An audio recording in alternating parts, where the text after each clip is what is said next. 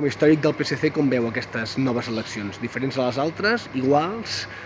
Més emocionants? Menys?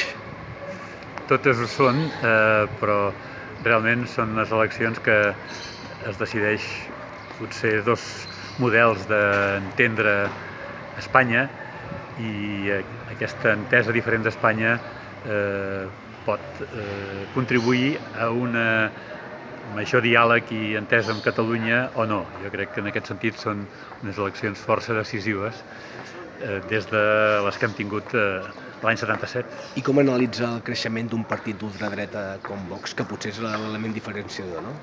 Preocupat?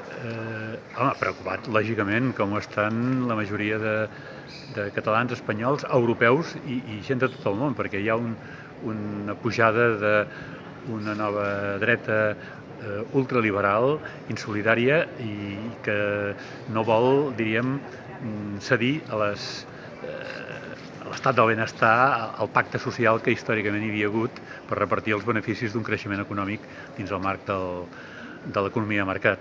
I en aquest sentit, doncs, crec que és un tema difícil d'entomar, s'ha de fer amb intel·ligència, analitzant molt bé les causes que han portat a que molta gent senzilla, molta gent treballadora, com a vot de protesta, com a vot, diríem, antipolític contra el sistema, voti opcions d'extrema dreta que objectivament anirien en contra dels seus interessos, però que és un vot, diríem, de ràbia, alternatiu a les insuficiències que el sistema democràtic els ofereix. Jo crec que ens interpel·la a que reformem la democràcia en un sentit de democratitzar el funcionament dels partits polítics, de que els polítics responguin realment a les promeses que han fet en campanya electoral i no defraudin els seus electors.